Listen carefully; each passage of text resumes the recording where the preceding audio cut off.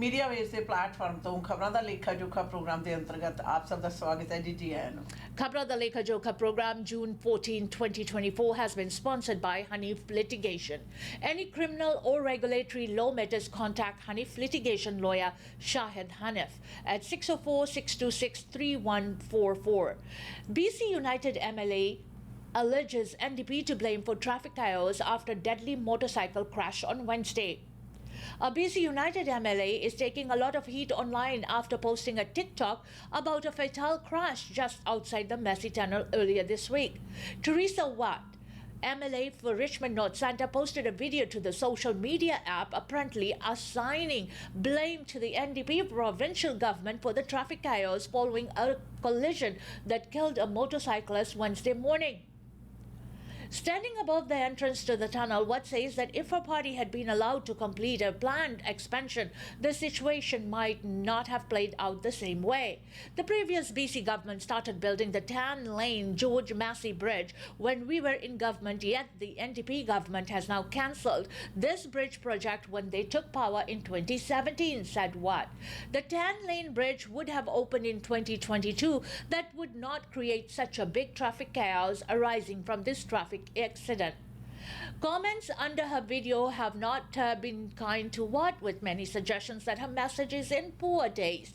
Really? You use someone's tragedy to promote yourself? Shame, said one reply. Unbelievably bad taste. She could have used the day in rush hour to send the same message. BC United is so out of touch, said another.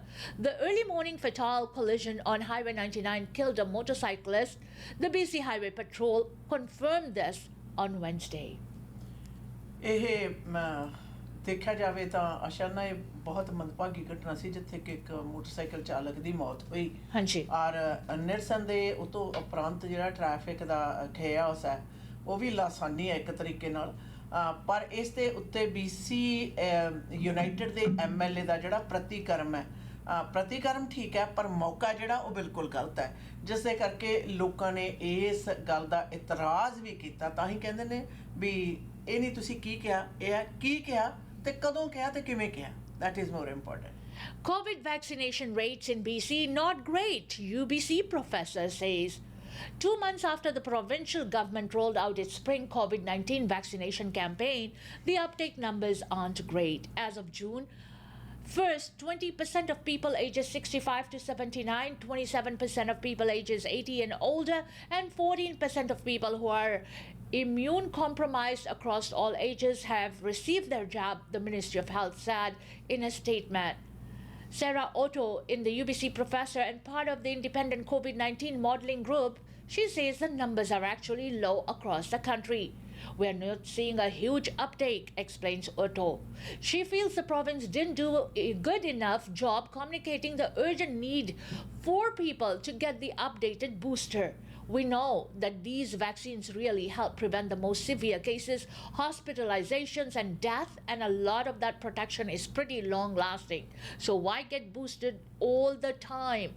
Like other diseases like the flu, this virus changes so much that our bodies aren't very good at recognizing and clearing it. But if we boost our antibodies by getting vaccinated, that tells our bodies to get ready.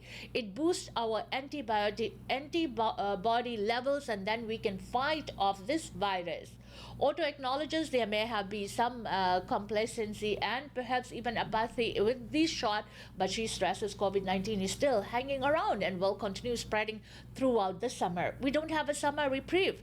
Get vaccinated, and when you can, avoid the disease. She's reminding you that all the same benefits experts have been talking about for years still apply. The vaccine protects you and those around you. The vaccinations are helping now, especially if you are in an age group where you fall into the spring campaign, said Otto. The province warns now is the time to get the shot, adding invitations will be paused as of June 30th. At that time, invites through the Get Vaccinated system will pause until the fall of 2024.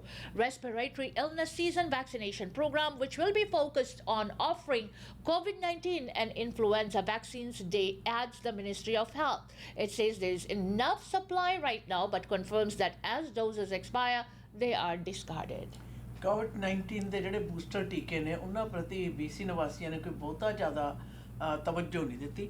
20% ਬੜੀ ਥੋੜੀ ਮਾਤਰਾ ਹੈ, ਤਕਰੀਬਨ ਪੰਜਵਾਂ ਹਿੱਸਾ ਜਿਹੜਾ ਮਸੂਦ ਦਾ ਉਸਨੇ ਪ੍ਰਾਪਤ ਕੀਤੀ ਹੈ। ਪਰ ਮੌਸਮ ਦੀ ਤਬਦੀਲੀ ਦੇ ਕਾਰਨ ਇਹ ਸਿਹਤ ਅਧਿਕਾਰੀਆਂ ਵੱਲੋਂ ਕਿਹਾ ਜਾ ਰਿਹਾ ਕਿ ਤੁਹਾਨੂੰ ਜਿਹੜਾ ਇਹ ਟੀਕਾ ਲੈ ਲੈਣਾ ਚਾਹੀਦਾ ਹੈ। Vancity lays off 200 employees. Canada's largest community credit union is announcing layoffs. Vancity says 200 employees representing about 7% of its workforce have been let go as part of a restructuring. President and CEO Wellington Holbrook says the decision was incredibly difficult but necessary. We need to align Vancity's business with our current market conditions, and we also need to support a future-focused renewal of our commitment to members and community, Holbrook added. The reorganization and change we are implementing will enable us to maintain high levels of member service and also invest in our continued growth. Innovation and Success is Canada's largest community credit union.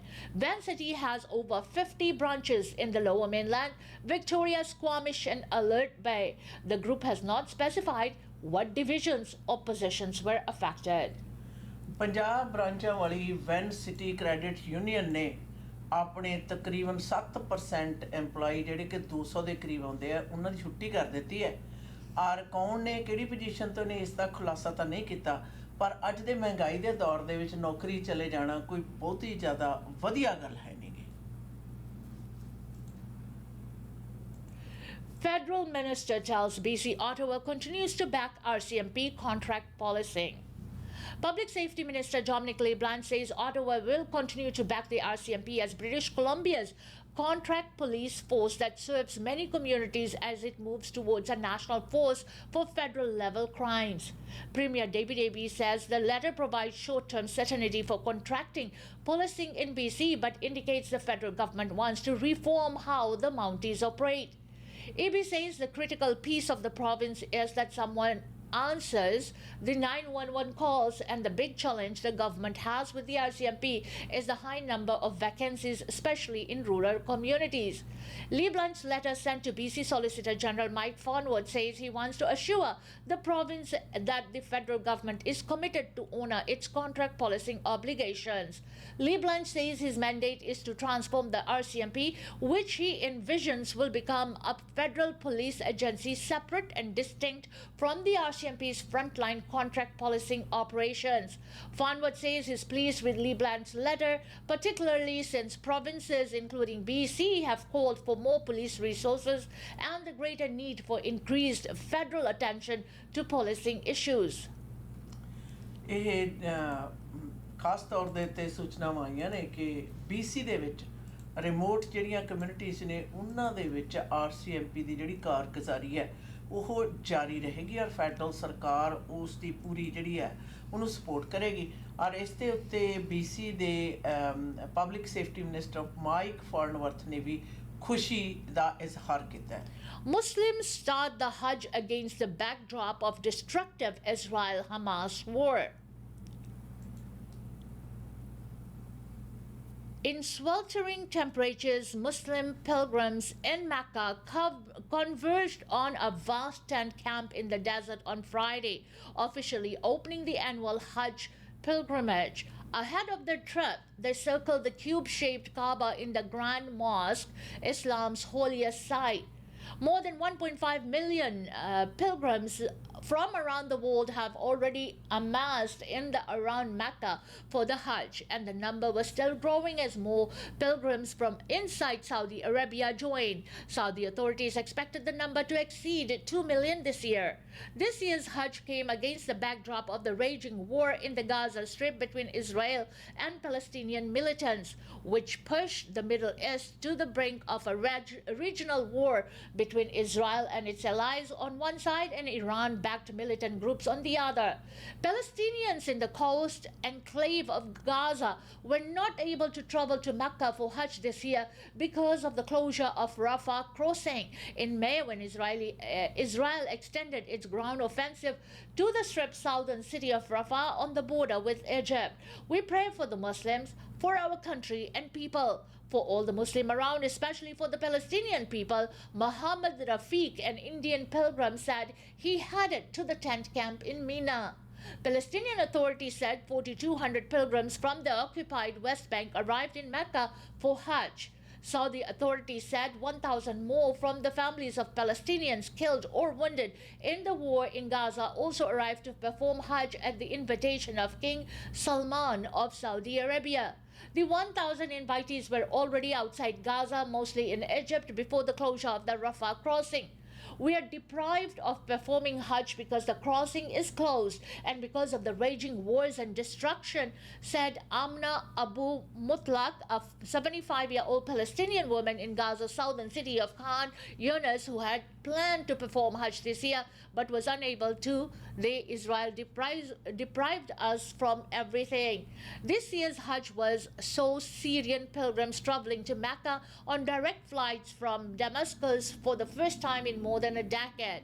The change is part of an ongoing flaw in relations between Saudi Arabia and conflict-stricken Syria. Syrians in rebel-held areas used to cross the border into neighboring Turkey in their exhausting trip to Mecca for Hajj. This is the natural thing. Pilgrims go to Hajj directly from their home countries, said Abdel Aziz al-Ashkar, a Syrian coordinator of the group of pilgrims who left Damascus this year for Hajj. The pilgrimage is one of the 5 pillars of Islam, and all Muslims are required to make the 5-day Hajj at least once in their lives if they're physically and financially able to do so. It is moving spiritual experiences from pilgrims who believe it absolves sins and brings them closer to God. While uniting the world's more than 2 billion Muslims, it also is a chance to pray for the peace in many conflict-stricken Arab and Muslim countries, including Yemen and Sudan, where more than a year of war between rival generals created the world's largest displacement crisis. For many Muslims, the Hajj is the only major journey that they make in their lives. Some spend years saving up money and waiting for a permit to embark on the journey in their 50s and 60s after raising their children. The rituals during the Hajj largely commemorate the Quran's accounts of Prophet Ibrahim, his son Prophet Ismail, and Ismail's mother Hajar, or Abraham and Ismail as they are named in the Bible. Male pilgrims wear an ihram, two unstitched sheets of white cloths and resemble a shroud, while women dress in conservative, loose-fitting clothing with headscarves and forego makeup and perfume. They have been making the ritual circuit around the cube-shaped Kaaba in the 7-minaret Grand Mosque since arriving in Mecca over recent days. Saudi authorities have adopted security restrictions in and around Mecca, with checkpoints set up on roads leading to the city to prevent those who don't have Hajj permits from reaching the holy sites. Security authorities arrested many people who attempted to take pilgrims to Mecca who didn't have Hajj permits, said Lieutenant General Muhammad al-Basami, head of the Hajj Security Committee. Most were expelled from the country, while travel agents face jail for up to 6 months, according to the Interior Ministry. Many pilgrims where documentation were not complete paid fines to be allowed to Mecca. Mohammed Ramadan, an Egyptian who came to Saudi Arabia to perform Hajj along with his parents, said he found that the type of visa they have didn't allow them into Mecca. They paid 500 Saudi riyals, $133 each, to be able to reach the holy sites. We were mistreated, he said while heading to the tent in Mina in the burning heat, but we forgot everything when we saw the Grand Mosque. On Friday, the pilgrims made their way to Mina, officially opening the Hajj. They then will move for a day-long vigil Saturday on Mount Arafat, a desert hill where the Prophet Muhammad ﷺ is said to have delivered his first speech, known as the farewell sermon. Healthy pilgrims make the trip on foot, others use a bus or train. The time of year when the Hajj takes place varies, given that it is set for 5 days in the second week of Dhul Hajj, the last month in the Islamic lunar calendar. Most of the Hajj rituals are held outdoors with little, if any, shade. When it falls in the summer months, temperatures can soar to over 40 Celsius, 104 degrees Fahrenheit. The health ministry has cautioned that temperatures at the holy sites could reach 48 degrees Celsius, which is 118 degrees Fahrenheit.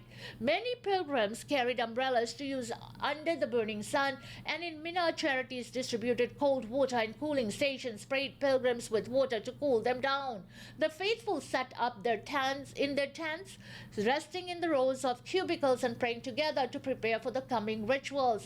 After Saturday's worship in Arafat, pilgrims will travel a few kilometers to a site known as Muzdalifa to collect pebbles that they will use in the symbolic stoning of pillars representing the devil back in Mina. Pilgrims then return to Mina for 3 days, coinciding with the festive Eid al-Adha holiday, when financially able Muslims around the world slaughter livestock and distribute the meat to poor people. Afterward, they return to Mecca for a final circumambulation known as farewell tawaf. In recent years, the annual pilgrimage has returned to its monumental scale after 3 years of heavy restrictions because of the coronavirus pandemic in 2023. More than 1.8 million pilgrims performed Hajj, approaching the level in 2019 when more than 2.4 million participated. ਸਾਡਾ ਮੁਸਲਿਮ ਭਾਈਚਾਰਾ ਜਿਹੜਾ ਉਹ ਹੱਜ ਦੀ ਸ਼ੁਰੂਆਤ ਹੋ ਚੁੱਕੀ ਹੈ ਔਰ ਯਾਦ ਰਹੇ ਸਭ ਤੋਂ ਜ਼ਿਆਦਾ ਪਵਿੱਤਰ ਯਾਤਰਾ ਮੰਨੀ ਜਾਂਦੀ ਹੈ ਧਾਰਮਿਕ ਯਾਤਰਾ ਸਾਡੇ ਮੁਸਲਿਮ ਭਾਈਚਾਰੇ ਦੇ ਵਿੱਚ ਔਰ ਹਰ ਇੱਕ ਮੁਸਲਮਾਨ ਹੈ ਜਿਹੜਾ ਉਸ ਨੂੰ ਆਪਣੀ ਜ਼ਿੰਦਗੀ ਦੇ ਵਿੱਚ ਇੱਕ ਵਾਰੀ ਹੱਜ ਕਰਨ ਦੀ ਹਦਾਇਤ ਹੈ ਵਰਸ਼ ਦੇ ਆਰਥਿਕ ਪੱਖ ਹੈ ਜਿਹੜਾ ਉਹ ਉਸ ਨੂੰ ਮਦਦ ਕਰ ਸਕਦਾ ਹੋਵੇ और इसके साथ साथ Richmond victim robbed by up to 8 masked people, says RCMP. The Richmond RCMP is seeking witnesses to an alleged robbery that took place in the Broadmoor area at the beginning of the month. On June 1st, shortly after 10:45 p.m., Mounties say they received a report of an alleged robbery at a plaza on number 3 road. Police say the victim told them he was attacked by up to 8 masked people while leaving the plaza and walking towards a bus stop on Ryan Road. He alleges he was struck in the head with a weapon and had his backpack stolen. The victim claimed that 2 of his attackers then ran towards a nearby business while the rest left in a white vehicle. Richmond RCMP Corporal Adriana O'Malley says fortunately the victim did not suffer any significant physical injuries but was transported to a local area hospital for treatment. Police say they recovered the backpack near General Curry Elementary School. Richmond RCMP's General Investigation Team is asking anyone with information about the incident to reach out. If you witnessed the attack, may have dashcam footage, or may have observed a white Hyundai sedan in the area between 10:50 p.m. and 11:15 p.m.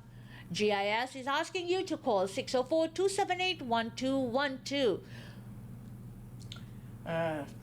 ਰਾਤ ਦੇ ਵਕਤ 10:30 ਵਜੇ ਦੇ ਕਰੀਬ Richmond ਵਿਖੇ ਮਾਲ ਦੇ ਵਿੱਚੋਂ ਨਿਕਲ ਕੇ ਆਏ ਹੋਏ ਵਿਅਕਤੀ ਦੇ ਉੱਤੇ ਕੁਝ ਬੰਦਿਆਂ ਨੇ ਉਹਦਾ ਸਮਾਨ ਖੋਇਆ ਉੱਤੇ ਹਮਲਾ ਕੀਤਾ ਜਿਹੜਾ ਕਿ ਦੱਸਦਾ ਆਸ਼ਨ ਸਾਰੇ ਪਾਸੇ ਜਦੋਂ ਹੀ ਵਕਤ ਮਿਲਦਾ ਬਹੁਤੇ ਜ਼ਿਆਦਾ ਇਕੱਠੇ ਲੋਕ ਹੋ ਕੇ ਕਿਸੇ ਨਾ ਕਿਸੇ ਦੇ ਉੱਤੇ ਇਸ ਪ੍ਰਕਾਰ ਦਾ ਹਮਲਾ ਕਰਦੇ ਨੇ ਜਿਹੜਾ ਕਿ ਪਬਲਿਕ ਸੇਫਟੀ ਦੇ ਖੇਤਰ ਦੇ ਵਿੱਚ बहुत ज़्यादा चिंताजनक है। बिल्कुल, इसी के साथ खबरां दा लेखा जोखा प्रोग्राम से हमें दीजिएगा इजाज़त। Until next time, goodbye.